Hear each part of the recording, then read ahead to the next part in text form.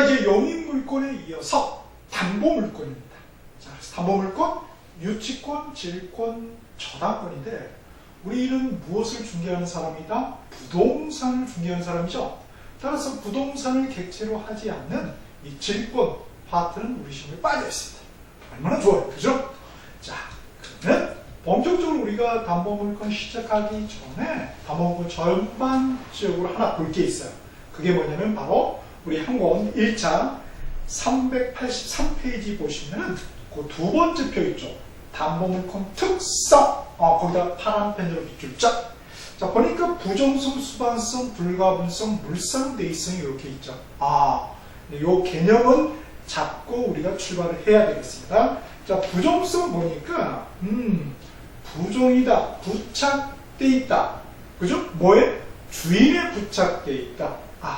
그러면 주인은 뭐고 주인에 부착된 종은 뭐냐 이거죠. 주인이 바로 뭐예요? 팔돈. 좀 채권 이렇게 표현하죠. 그래서 이 채권에 부착된 그런 성질이 있다는 거죠. 그렇죠? 그러니까 유치권, 저당권 하면 기본적으로 뭐가 있다는 거예요? 채권이라는 주인이 있어요. 거기에 다 거기에 그 주인 채권에 우리 종인 유치권하고 저당권이 달라붙는 거죠. 그게 뭐예요? 부정성. 이렇게. 자, 그 다음에 이제 수반성. 주인이 가면은 항상 우리 조선시대 때 드라마 보면은 주인이 딱 가면 옆에 누가 갑니까? 종도 따라가잖아요. 마님이 가시면은 옆에 요 정도 이렇게 따라가고 그러죠? 똑같습니다. 그걸 뭐라고 해요? 수반한다. 이렇게 해서 수반성. 이렇게 표현하죠? 그래서 주인이 양도되면은 그 종, 담보물권도 양도 된다는 것이에요. 그죠? 주인이 따라가면 종도 따라간다. 종의 등급은 뭐에 의해서 정해지죠? 당연히 주인에 의해서 정해지죠? 주인이 높으면 종도 높은 거예요. 빼기. 자, 그랬을 때, 이제 여기서 하고 싶은 말은 주인이 넘어가면 종도 넘어가야 될 거 아니에요? 그러니까 채권이 넘어가면은 우리 저당권도 넘어간단 말이에요. 채권이 넘어가면 저당권도 넘어간다. 그랬을 때 우리 유치권은 등기법상 등기할 수가 없어요. 그러니까 그거는 배제하고 우리 저당권 또는 근저당권이 이제 넘어갈 수 있는데 그때 넘어갈 때 어떻게 합니까? 어떻게? 그렇죠. 그게 이제 우리 부동산 등기법에서 다른 거죠. 그래서 부동산 등기법상 우리는 이제 부기등기로 한다고 합니다. 부기등기.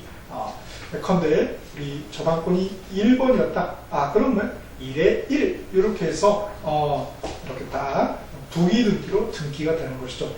자, 우리 한권 2차 381페이지 한번 펴보실까요? 그래서 항상 우리가 제가 가르쳐 보면은 저 역시도 그렇고 우리 수험생도 그렇고 가장 어려운 과목이 부동산 등기법입니다.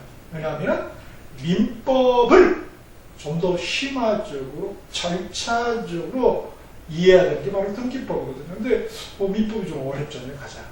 그래서 그게 바탕이 되지 않기 때문에 어렵다는 거예요. 그래서 항상 그렇게 연계된다는 거예요. 자, 한권 2차 381페이지를 딱 펴보시면은, 자, 등기를, 그죠? 글씨를 갖다가, 등기부에 써진 글씨를 갖다가 여러 가지로 분류를 해요. 그 분류하는 방법이 우리 380페이지 한번 볼까요? 주등기, 부기등기 있죠? 우리 이제, 갑구 일부에는 뭐가 되는 순위번호라는 칸이 있어요. 등기법은 근데 욕심내시면 안 돼요. 기존의 그 기본 학습, 기본 강의, 그것만. 그리고 기출 문제, 그것만. 그 이상은 절대 욕심내지 말자. 나머지는 공간법. 공간법에 에너지를 쏟아부어야 됩니다. 오케이. 자, 그래서, 앞에, 우리 어디를 볼까요? 자, 앞쪽으로 한번 가보시죠. 실제 등기부를 한번 보죠. 자, 373페이지 한번 보실까요? 자, 기본적인 등기부. 지금 이제 전산 등기부이기 때문에 전산 등기부 때문에 등기부 이런 표현보다는 뭐야? 등기기록 이런 표현을 쓰죠. 자, 373페이지 보니까 표제부 갑구 을구가 있잖아. 갑구 을구에 보니까 첫 번째 칸이 순위번호가 이렇게 돼 있죠. 걸리는 순위가 있잖아요. 그래서 우리 이제 저당권 같은 경우에 소유권 이해가 걸리니까 을구에 되겠죠. 을구에 1번 예컨대 저당권 이렇게 돼 있었어요. 그럼 그 저당권을 팔 수가 있잖아요. 걸리니까. 넘어갈 때 어떻게 넘어가느냐? 바로 뭐예요? 부기등기 형식으로 넘어간다. 그래서 그 다음 줄에다 1에 1 해가지고 이렇게 한단 말이에요. 그래서 저당권, 1번 저당권 2점 해가지고 이렇게 한단 말이죠. 그죠?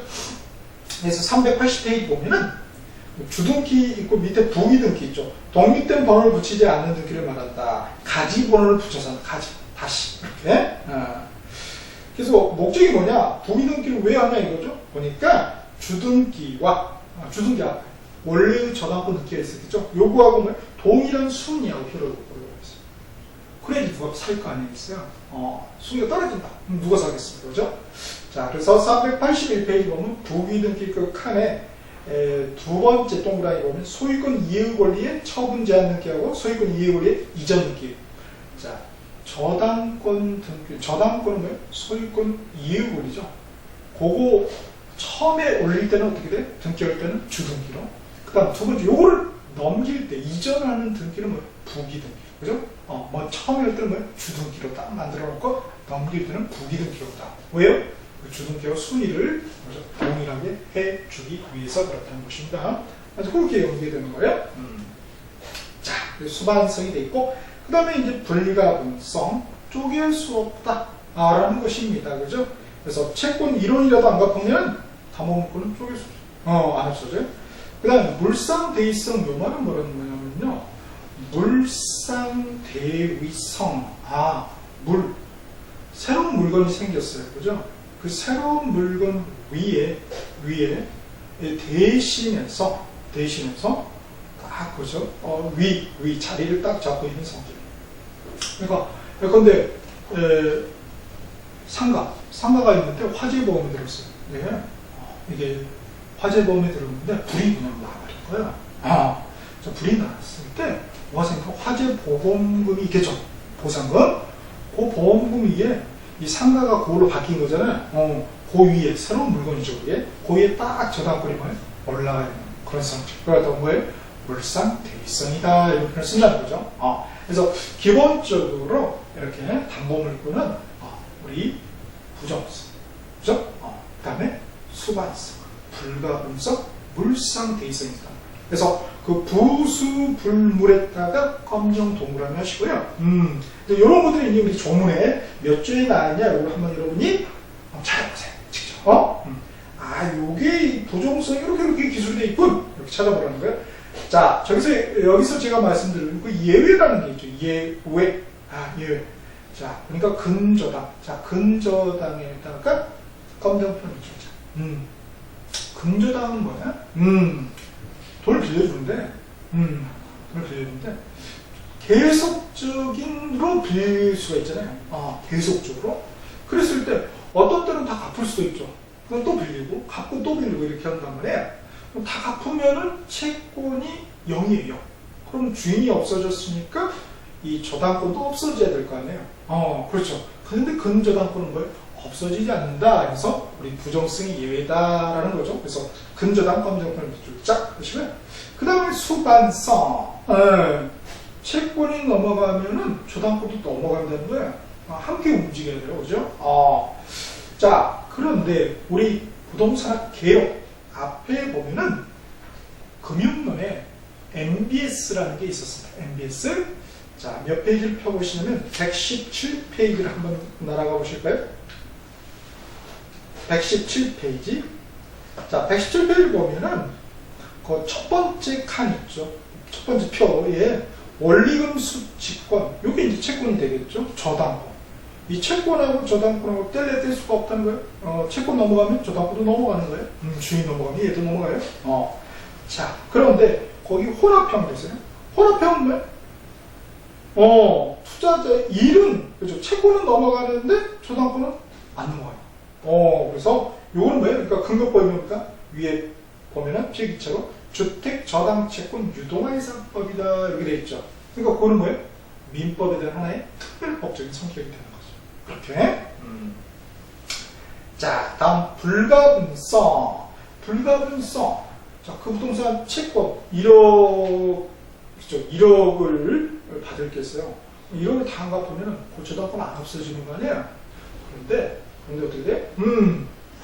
그런데 우리 공동 저당 중에 동시 배당이라는 게 있어요. 또는 동시경매, 동시에 배당받는다. 즉 공동 저당했다면 1억을 빌리는데 은행에서 그 토지만 가지고 안 돼요. 딴 토지도 가져야 있어요. 그래서 A 토지, B 토지 이렇게 한꺼번에 저당을 잡히는 거예요. 그래도 우리가 공동 저당이라고 그러죠. 자, 그랬을 때 이제 여기 들으니까 동시 경매 떨어져 동시에 배당을 받았어요. 이게 동시 배당이죠.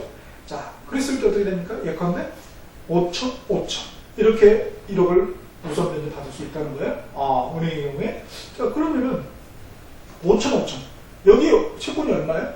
1억이잖아요. A 부동산, B 부동산도 1억이고, 그죠? 채권 하나 1억이에요. 그런데 5천만 하고 또 이게 뭐예요? 그죠? 딱 깔끔하게 끝나는 거죠. 그래서 뭐예요? 그 불가분성의 예다 이렇게 표현을 하는 거죠. 자, 그래서 공동 저당 중에 자, 검정펜 동시 배당. 자, 동시 배당. 우리 이제 이시 배당이라는 게 있어요. 다른 리자, 다른 시점의 배당이다 해서 자, 그거는 이제 이해가 아니고 요 공동 저당 중에 동시 배당이 불가분성의 예였다. 그 다음 물상대이성 보세요. 자, 거기 보니까 유치권은 뭐예요? 물상대이성이 없다. 요거는 기억을 해야 되겠습니다. 자, 그렇게 보시고요. 384페이지 이제 세 가지 담보물건 한번 비교표를 정리해 봤습니다. 그래서 참고적으로 한번 읽어보시고요. 자, 여기서 이제 우리 우선 변제권, 그죠? 우선 변제권하고 물상대이성 같이 놀죠? 유치권은 우선 변제권, 물상대이성 다 없죠, 그죠? 아주 긴밀한 연관관계가 되어 있어요. 질권은 저당권 다 있지만, 그죠? 그런 것들 고려하시면 되겠습니다. 자, 그러면은 우리 물권 두 번째 나무죠. 여기에 여섯 번째 나무까지 유치권 이제 출발해 보죠. 우리 교재는 386페이지 여덟 번째 테마로 되어 있습니다. 자, 그럼 이 유치권 파트도 마찬가지로 한 문제, 많은 때는 두 문제까지 출제는 굉장히 중요한 테마예요. 10회부터 26개 분석해 보니까 딱 세 번 안 나왔어요. 11, 14, 22에도 출제 안 됐습니다. 그럼 27일 때? 그쵸, 아무도 모르죠. 그렇지만 나온다. 기본적으로 유치권은 한 문제 정해져 있다라는 것입니다. 자, 그럼 뭐가 나올 것이냐? 살펴봐야 되겠죠? 자, 뭐가 나오냐면은 387페이지 보면은 320조 유치권의 내용 성립이죠. 그래서 유치권의 성립 요건하고 그 다음에 이제 유치권자는 어떤 권리하고 의무가 있는가 386페이지 표로 정리되어 있죠. 그 두 개입니다. 둘 중에 하나가 나옵니다. 아니면 뭐 종합해서. 자, 그러면은 당연히 유치권의 핵심은 뭐겠냐? 결국은 뭐예요? 유치권이 어떻게 발생하죠? 발생은 법률 행위 아니면 법률 규정이잖아요. 그런데 이 유치권은 뭐예요? 법률 규정에 의해서만 발생합니다. 자, 법률 규정에 의해서 발생된 이 유치권, 그죠? 유치권의 실체가 대체 무엇이냐? 그걸 이해합니다. 유치권 하면 뭘로 보여야 돼요? 물권이라고 해야 되죠? 물권 하면 뭘로? 권리. 그래서 그 실체가 뭐냐 이거죠? 자, 세부 핵심은 238페이지 한번 날아가 보겠습니다. 자, 238페이지 보시면 거기 맨 밑에 줄에 유치권 되어 있죠? 제가 말씀드린 두 가지 핵심 포인트, 유치권의 발생 요건. 그렇죠? 어떤 사례를 줬을 때 이게 유치권이 과연 발생되냐 발생되지 않는 과연 구별을 낼 수 있겠나. 결국은 뭐겠어요? 그렇죠? 판례. 그죠? 우리가 언제 그거 보고 이건 논리적으로 법리적으로 따져보니까 이건 유치권이 발생되고 얘는 유치권이 발생이 안 되고 비용 임대차의 경우에 비용 상환 청구권이 유치권이 발생되고 보증금 반환 청구권이 유치권이 발생한 언제 우리가 그 일을 하겠어요? 그건 불가능한 거죠. 그래서 우리는 시험장에 가서 우리가 알고 있는 딱 그 결론을 아는 거 그쵸? 찍고 모르는 것도 찍고 나오는 거예요 사실은. 근데 그 감을 최대한 올려놓는다 이거예요. 찍었을 때 맞출 수 있는 감을 올려놓는다 이겁니다. 그래서 발생 요건. 그 다음에 유추권자의 권리, 유추권은 어떤 권리가 있고 어떤 의무가 있는가. 이제 주로 포커스는 뭐예요? 그렇죠. 권리에 어떤 권리는 있고 어떤 권리는 없는지 그거를 간파해내는 거죠. 자, 그러면 본격적으로 한번 봅시다. 386페이지 그 핵심 박스 한번 볼까요? 유치권, 물권 이렇게 돼 있죠. 그렇죠? 그겁니다. 자, 예를 한번 들어볼까요? 자, 유치권은 무엇에 의해서 발생이 된다? 그렇죠.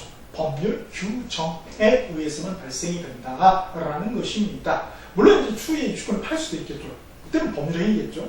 법률행위는 186조의 등기를 요하잖아요. 그런데 유치권은 등기할 수가 없어요. 그런 관계이죠. 자, 그랬을 때 우리 예컨대 갑이 이 토지의 소유자예요. 이 토지의 소유자입니다. 여기에 뭘 짓고 싶냐면은 건물을 짓고 싶어요. 그래서 건물 짓는 보니까 을이 굉장히 잘 짓더라고요. 그래서 을하고 계약을 맺겠죠. 그 계약을 우리가 뭐라고 하냐? 도급이다 이런 표현을 써요. 계약 통해서 도급 계약. 일 맡기는 계약이잖아요. 뉴스에 보면 뭐 하도급이 문제다. 도급도 뭐죠? 그런 얘기만 하죠. 도급도 하면 뭐예요? 계약. 우리 시험 범위는 아니지만은 이것도 계약이에요. 계약. 그런 멘트가 우리 채권법 파트, 계약법 파트에 보면 405페이지 한번 펴보시겠어요? 405페이지 보시면은 그 표에 계약이라는 표의 종류에 보니까 전형계약, 비전형계약 말이죠. 전형. 민법 버전에 형태가 있냐, 이름이 있냐 이거예요. 자, 거기에 보니까 14종 있는데 증여부터 쭉 보시면 도급 나와 있죠. 그죠? 그거. 그죠? 그래서 도급 계약이죠. 그럼 얘는 뭐예요? 도급이고 얘는 받을 숫자를 써서 수급입니다. 자, 그러면은 이 을이 뭐예요? 결국 을이 어떻게 됩니까? 여기에 대해서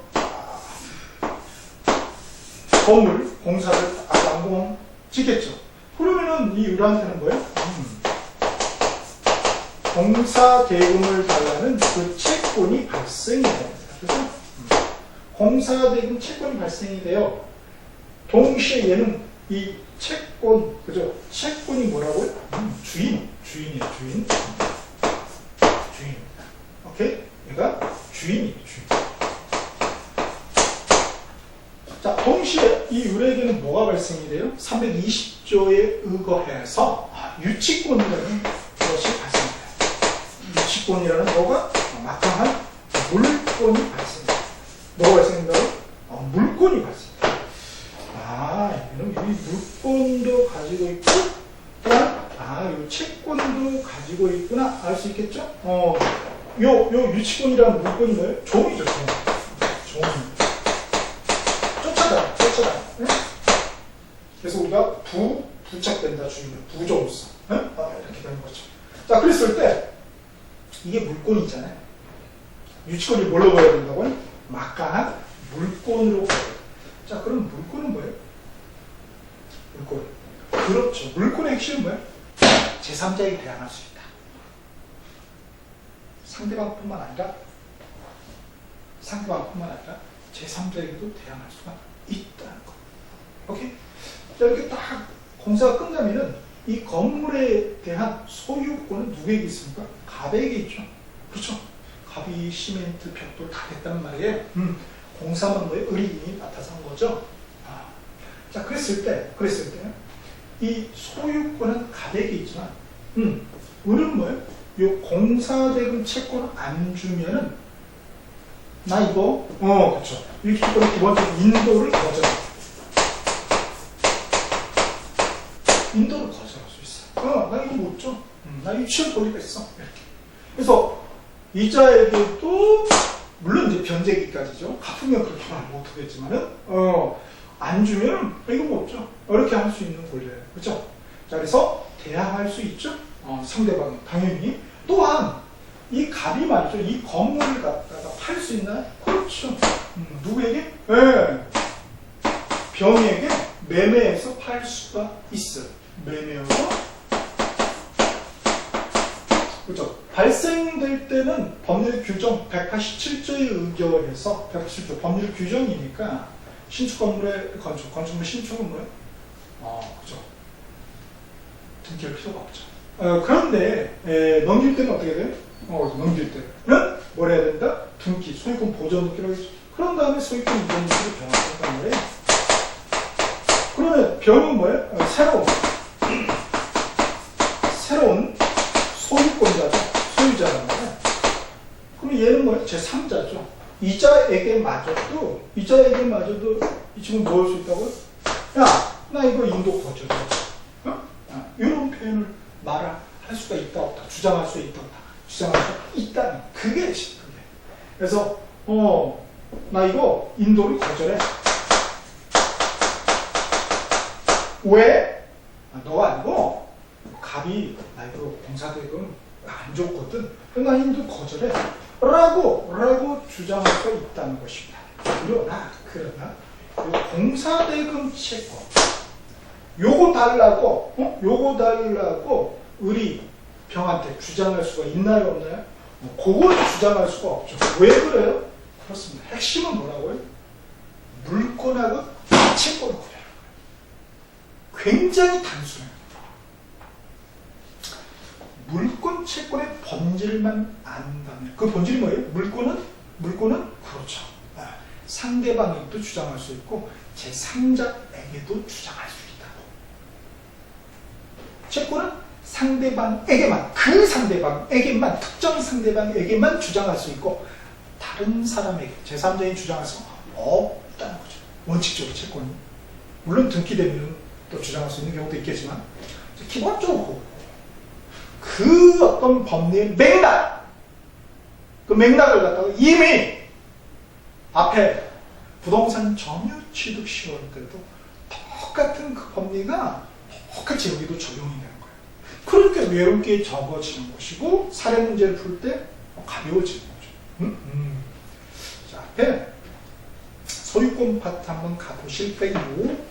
344페이지. 344페이지 역시 뭐예요? 그 부동산 점유 취득 시효 완성자 이 의뢰 등기 청구권은 뭐예요? 채권이라는 거예요. 채권. 그에 관해서 시효 완성 후에 소유권을 취득한 자죠. 정해 그죠? 거기 소유권은 뭐예요? 물권이라는 거예요. 걔한테 뭐 주장할 수 있다 없다? 등기 넘겨달라고 주장할 수가 없다는 거예요. 왜요? 그게 물권이거든. 얘는 뭐 채권이니까 특정 상대방, 갑이나 그 그림상 병, 그 상대방에게 주장할 수 있는 것이지 제3자, 신소유자, 정에게 주장할 수가 없다는 똑같은 법이에요. 그렇죠? 되게 쉽죠? 알고. 결국은 이 물권하고 채권의 어떤 차이점을 구별하는 거겠구나. 저 다음번도 똑같아요.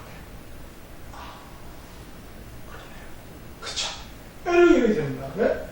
자, 그래서 이 신소유자 이렇게 될 수도 있고요. 또 이렇게 될 수도 있죠. 매매가 아니라 우리 시험에서 잘 나오는 게 반드시 유치권은 뭐하고 연계해서 경매하고 연계해서 일을 해야 되거든요.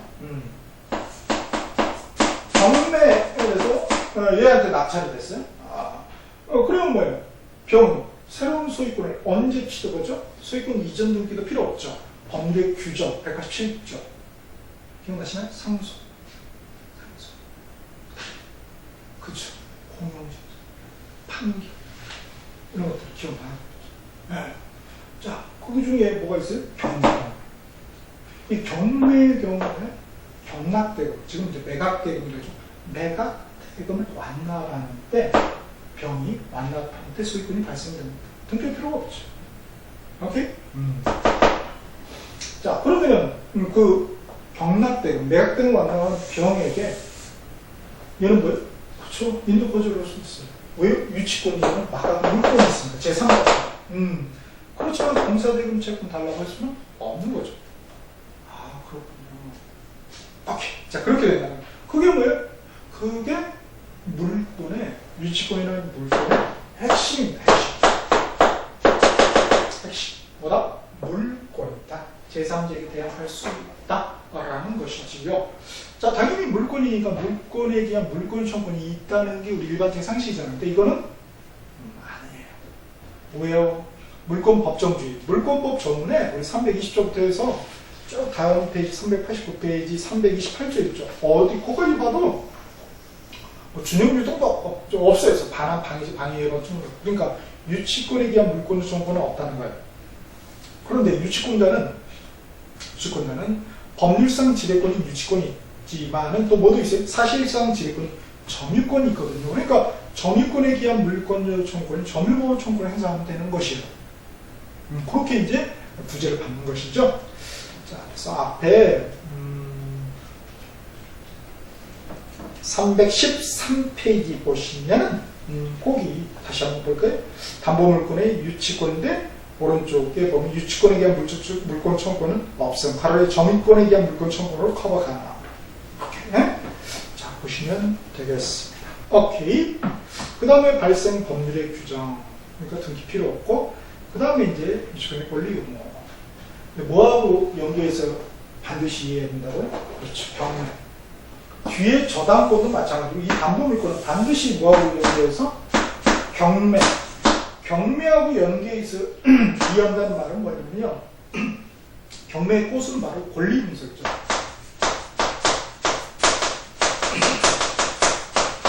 죄송합니다. 권리 분석이에요. 즉, 그 권리를 이 낙찰 받은 사람, 이 매수인이 말이죠. 과연 떠안지 않아야 되는지, 소멸되는지, 소재주의라고 그러죠. 우리가 또 소멸주의. 아니면은 이 병이 또 안아야 되는지. 그걸 어떤 거예요? 인수라고 하죠. 인수주의. 소재주의, 인수주의. 이 개념을 이해해야지만이 유치권 문제를 맞추는 거예요. 뒤에 저당권도 마찬가지예요. 그래서 우리 유치권은 뭐예요? 유치권은 좀 더 안 해야 되거든요. 유치권은 뭐야? 기본적으로 더 안 해야 돼요. 오케이? 자, 요거는 우리 한권 2차 213페이지, 214페이지 한번 펼쳐보실까요? 1차가 따로 있는 게 아닙니다. 213페이지, 214페이지. 자, 213페이지 보면 권리분석, 소재주의, 인수주의 나와있죠? 다음 페이지 보니까 214페이지, 한권 2차 214페이지 보면은 중간에 네모 박스 있죠. 바로 위에 보면 낙찰가 부담금 떠안는 거, 즉 인수되는 거 해가지고 비말소되는 거, 그 다음에 뭐가 나죠? 유치권. 유치권. 나왔죠? 오케이. 그래서 물론 당연히 뭐예요? 요 부동산 이제 경매 때리려면은 결국 뭐예요? 경매 개시 결정 넣기, 즉 압류를 하겠죠. 그 압류 전까지는 얘가 뭐예요? 유치권이 발생돼 있어요. 그죠? 발생돼 있어요. 자, 그래서 우리 중개 실무 파트 이미 2차에 첫 번째 과목 공인중개사법 및 중개 실무 여기에 경공매 파트 뒤에 이미 올라가 있습니다. 동영상에. 그 인강을 꼭 먼저 한번 참고해 보시고 들어보시면 좋을 것 같아요. 오케이? 자, 그러면 유치권의 출제자 의도는 뭐냐? 387페이지 이미 뭐 다 봤죠. 날개박스. 387페이지 날개박스 보니까 첫 번째 뭐예요?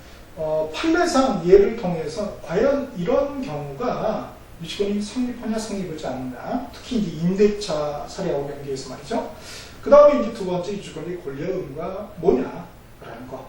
자, 그러면 386페이지 한번 보겠습니다. 핵심이 보니까 카센터 생각하면 좋다. 세탁소 이렇게 되어 있습니다. 또는 이제 한번 박스로 한번 읽어보시고요. 거기 박스에서 중요한 게 세 번째 점은 유치권 배제 특약을 맺으면은 그 특약 하나의 계약 자유 원칙에 의해서 뭐예요? 그렇죠. 유효다. 그죠? 자, 검정펜 밑으로 보실까요? 유치권 배제 특약 유효. 유치권 배제 특약은 뭐라고요?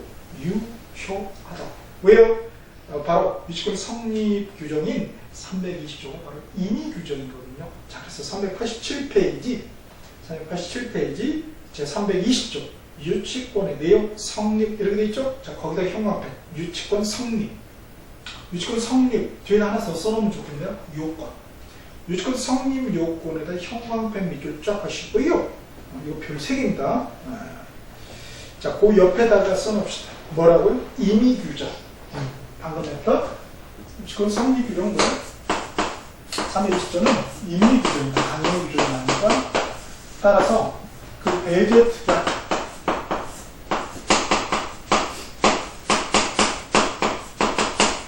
유효다 보면 유효다라는 것입니다. 오케이. 그렇죠? 자, 그러니까 예컨대 이 배제 특약이 흡입이 하는 게 우리가 세탁소에 옷을 맡길 수도 있잖아요, 그죠? 그랬을 때 뭐예요? 나 여기 결혼식 때 입을 건데 마침 월급날이 그 다음 날이라고 다 떨어졌다. 의상을 떨어져. 이게 뭐예요? 유치권 배제 특약입니다. 당신이 세탁물 딱 다 끝나도 세탁이 끝나도 유치하지 않게 한다 이거죠. 그 다음에 우리 저기 임대차 계약을 체결할 때 특약 하나 넣는 경우 많지. 뭐죠? 임대차 기간이 종료하면 원상복구하기로 한다. 이 원상복구가 뭐예요? 원상복구. 그게 바로 뭐예요? 유치권 배제 특약인 거죠. 즉 원상복구한다면 거기 뭐 비용 들고 뭐 들어갔을 거 아니에요, 그죠? 그거 뭐예요? 다 원상으로 해야 되니까. 없게 돼버린 거죠, 그죠? 그래서 자, 그런 게 우리 흔한 배제 특약의 하나입니다. 그러니까 여러분이 임대인 같으면은 배제 특약을 임대차 계약서에다 넣으면 좋겠죠. 임차인 같으면 안 들어가면 좋겠죠, 그죠? 우리 공인중개사는 이거 중립을 지켜야지.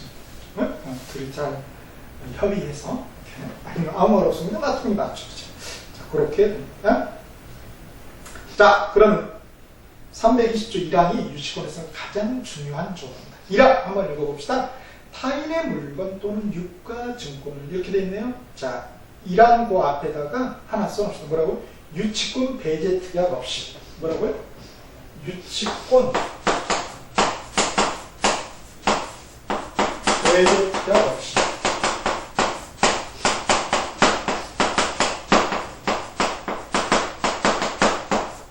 그리고 그 앞에 1번 선으로 해놓읍시다. 오케이? 유치권 배제 특약 없이 없애야 되겠죠. 그래야 유치권이 발생이 되죠. 성립되죠.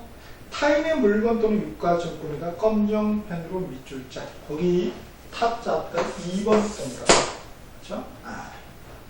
자, 타인의 물건이니까 동산보면 우리 부동산도 유치권의 객체 대상이 된다는 것이죠. 또 유가증권. 대표적으로 이렇게 유가증권의 대표적인 거는 상품권. 그렇죠? 상품권 맡겨두는 계약, 보관하는 계약 체결할 수 있잖아요. 그랬을 때, 그죠? 그 보관료. 안 주면 뭐예요? 그렇죠. 유치할 수 있다는 거예요. 그럼 여기 유가증권은 동산입니까? 부동산입니까? 아무것도 아니에요. 그냥 유가증권이에요. 물건 또는 유가증권이죠. 다르다는 거죠. 물건 안에 동산, 부동산. 거기 안 들어간다는 거예요. 자, 유가증권은 이렇게 돼 있어요. 자, 여기서 포인트가 타인 돼 있잖아요. 그럼 자기 물건에 대해서는 안 된다는 거네요. 그렇죠? 자기 물건에 유치권이 발생될 수가 없다는 것이죠. 그래서 뭐예요? 남의 물건에 발생된다고 해서 이 유치권은 뭐예요? 타 물건 이렇게 되는 거죠. 자기가 나한테. 오케이? 예, 우리 지상권도, 지역권, 전세권, 다 뒤에 저당권 다 마찬가지죠. 자, 타물권, 제한물권, 타물권. 우리 자기 것에 되는 거 있었는데 자기 부동산도 될 수 있는 거. 그죠? 부동산 점유 취득 쉬울 때 자기 부동산 거 되는 거 있잖아요. 남의 것만 안 돼. 자기 부동산도 뭐예요? 취득 시의 객체가 될 수 있다. 그래서 어디서는 되고 어디서는 안 돼가지고 이제 나중에 헷갈린다는 거예요. 자, 342페이지 245조 1항의 밑에 보시면 부동산 해가지고 자기 부동산 쭉 보면 인정돼 있죠. 자기 부동산. 근데 유치권은 안 된다는 거예요. 이렇게. 자, 그럼 여기 타인이라는 거 있잖아요. 타인이라는 이 개념은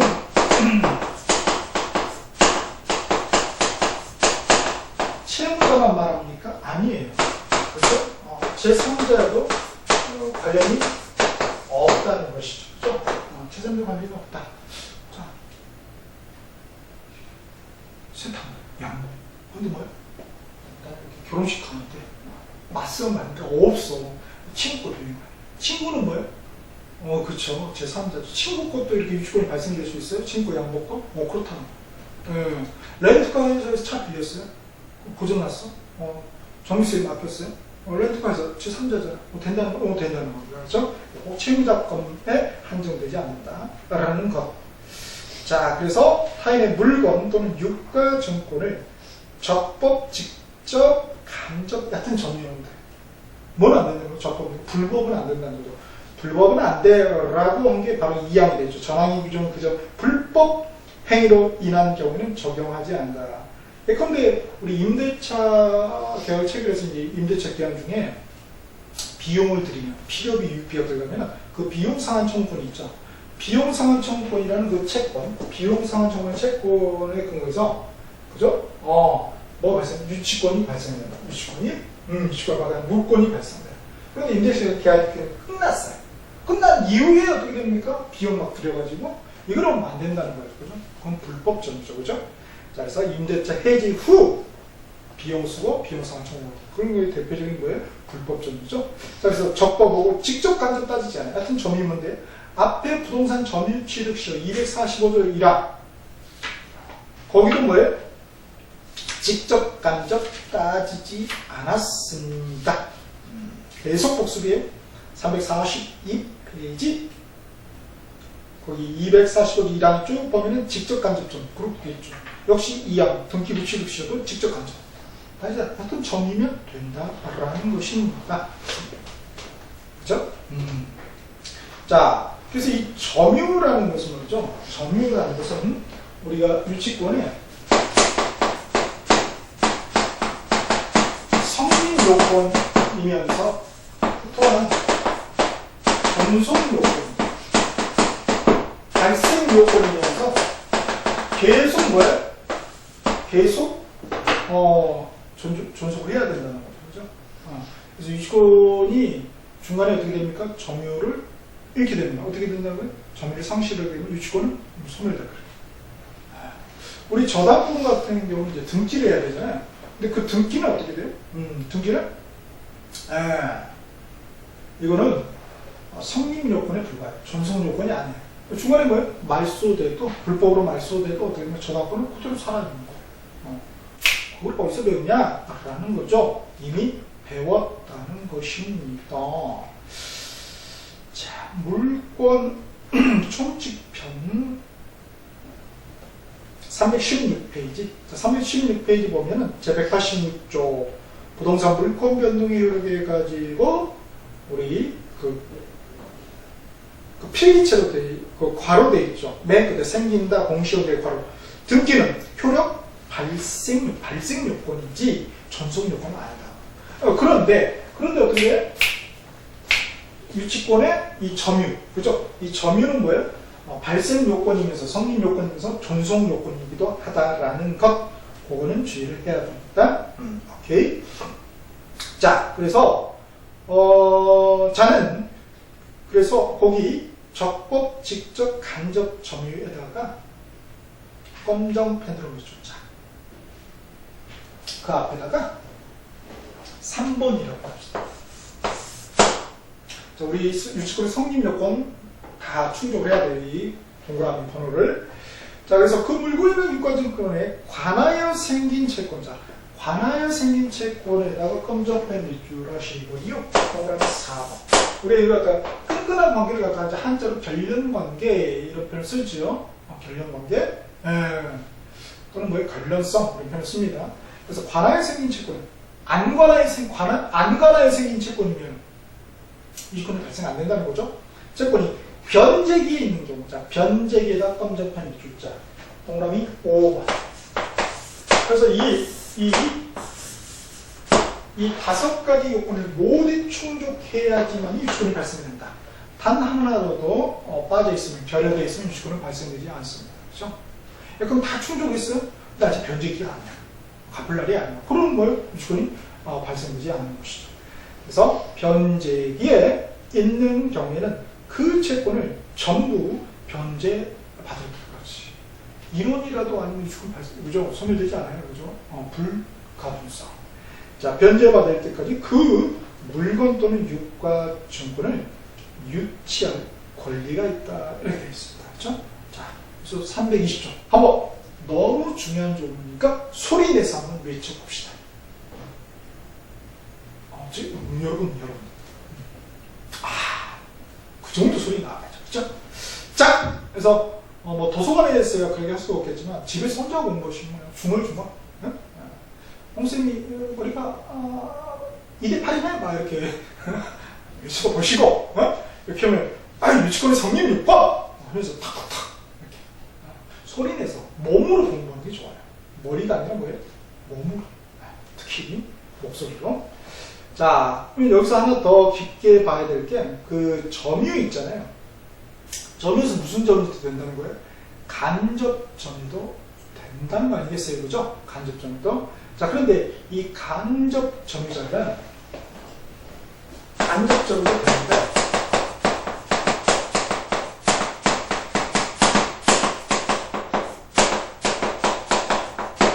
채무자가 간접 점유는 아니에요. 채무자가 간접 점유. 무슨 얘기예요?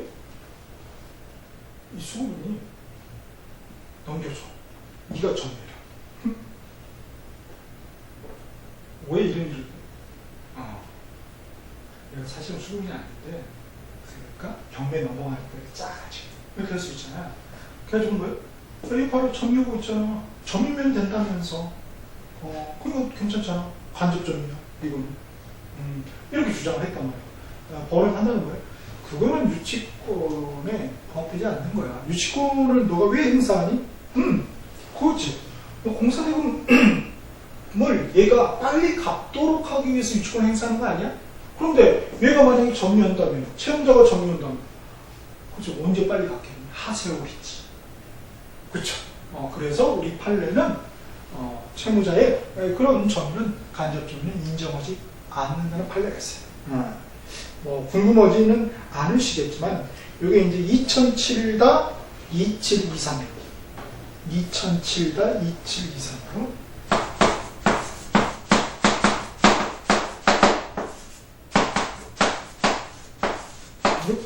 그렇죠?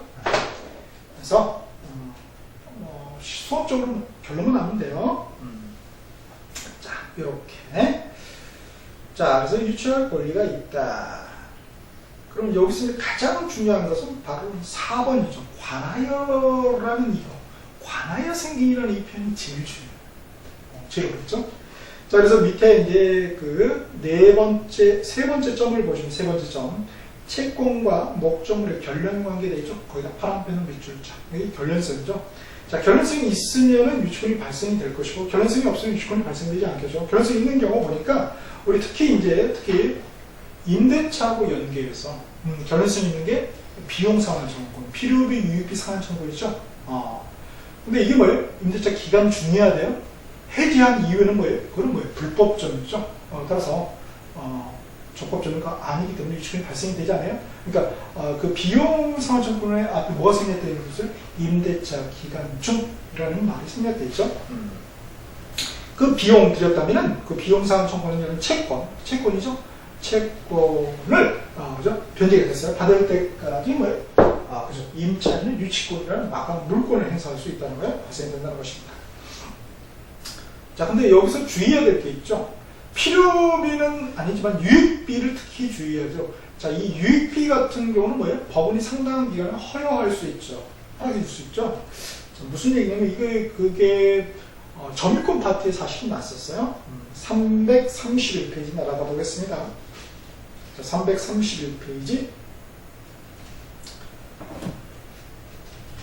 자, 331페이지 보면은 이 점유권 파트에 203조, 밑에 203조 3항을 보세요. 전항의 경우에, 전항이 이제 유익비에 관한 거거든요. 그 유익비는 법원은 회복자의 청구에 의해 상당한 상환 기간을 허용할 수 있다. 그리고 필기처럼 뭐라고 했어요? 이러한 경우, 지금 우리가 보고 있는 제320조, 유치권 성립 요건의 그 1항에 변제기 도래 요건이 달라졌죠. 상환기간 허용됐으니까 변제기가 뒤로 밀려진 거 아니에요? 그 변제기 도래하지 않게 되죠. 따라서 유치권은 상실이 발생되지 않게 되는 거죠. 자, 똑같이 우리 임대차를 지금 보고 있잖아요. 임대차에 관련해서 이거는 448페이지 448페이지 그러니까 같은 법 법리가 똑같이 흐르고 있다는 걸 느낄 수 있어요. 그게 그거예요, 사실은. 다양한 표현으로 이게 되어 있을 뿐이지. 자, 448페이지 보면 임대차 규정에서 626조 2항을 보세요. 임차인이 유익비를 지출한 경우에 임대인은 임대차 종료 시에 그 가액의 증가가 현저한데 한하여 임차인의 지출한 금액이나 그 증가에 상환해야 한다. 뒤에 후단에 이 경우에 법원은 임대인의 청구에 의하여 상당한 상환기한을 허용할 수 있다. 괄호로 똑같은 거예요. 허용한 경우 유치권을 행사할 수 없다. 이렇게 말씀드렸지 않아요. 왜요? 이 5가지 요건 중에 우리 변제기 이거죠? 변제기라는 우리 마지막 요건이 결여되어 있기 때문에 그렇죠. 그래서 여하튼 그렇게 기본적으로 비용상환 청구는 뭐예요? 결연성이 있다는 거죠. 자, 그래서 거기 비용상환 청구에다 검정펜을 위주로 합시다. 그 다음에 목적물로부터 받은 손해에 대한 손해배상 청구권, 목적물로 받은 손해에 대한 손해배상 청구권이죠. 자, 그럼 뭐 임대차와 관련이 없지만 보세요. 근데 지나가던 개가 요새 개가 뭐 이렇게 사람만큼 큰 개가 있잖아요. 무섭죠. 줄도 안 매고 제발 줄 좀 매고 다녀주세요. 아니 간콜 많이 하죠. 자, 조그만 개는 무서운 개는 무섭죠. 응? 큰 개 순하면 또 순하고. 하여튼 무서워. 제 걱정이 뭡니까? 그쵸? 나는 물까봐.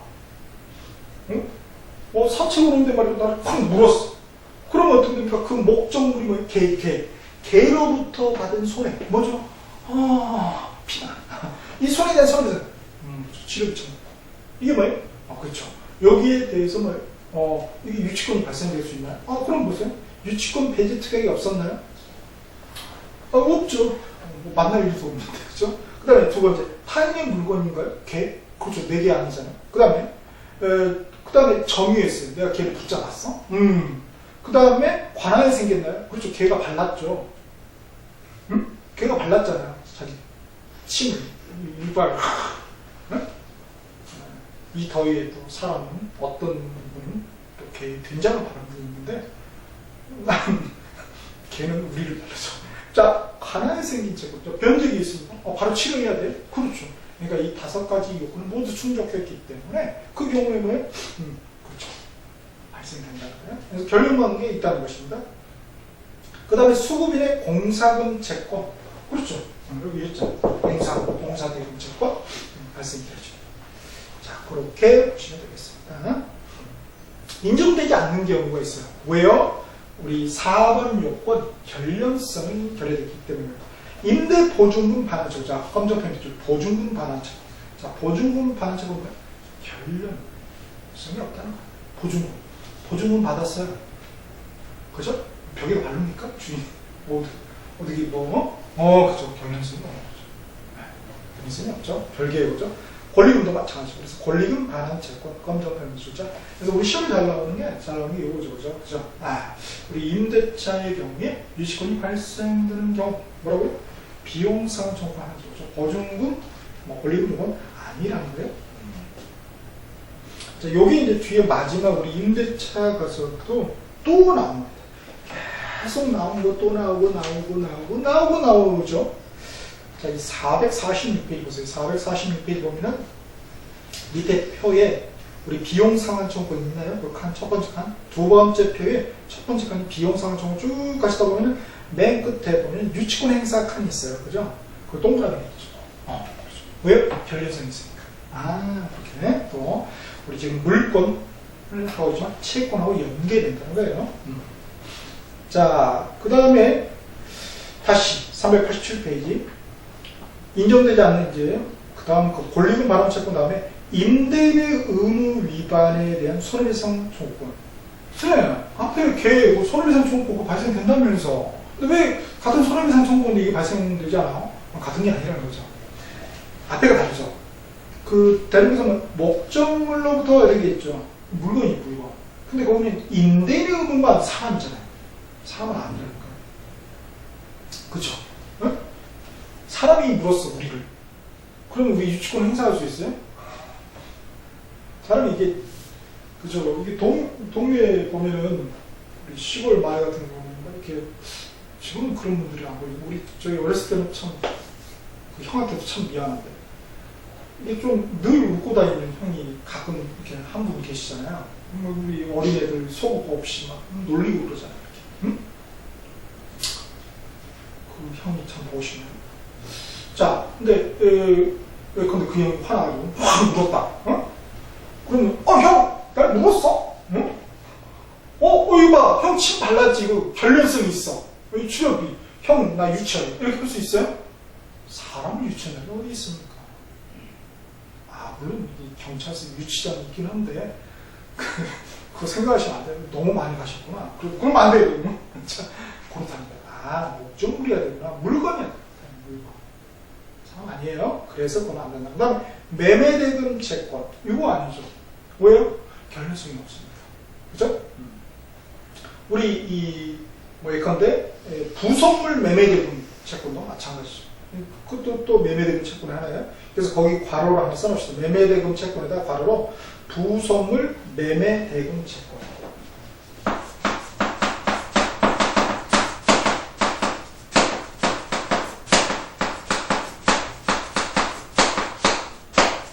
똑같이 뭐예요? 결국 매매대금 채권 하나일 뿐이잖아요. 이거 들어갔다고 해서 이건 또 뭔가 그러시면 안 돼요. 그래서 그것도 마찬가지. 그 다음에 건축 자재대금 채권.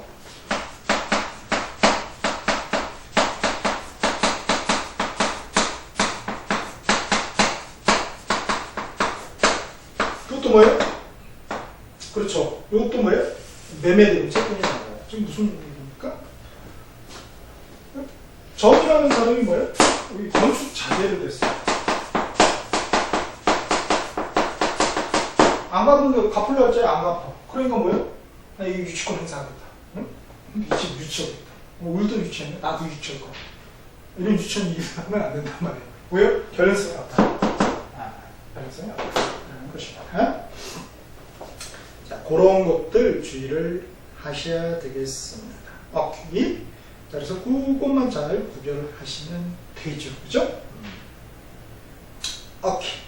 자, 그렇게 한번 우리가 320조 유치권의 성립 요건에 대해서 한번 살펴봤고요. 잠깐 쉬셨다가 또 우리 관련 판례 한번 또 정리해 보도록 하겠습니다.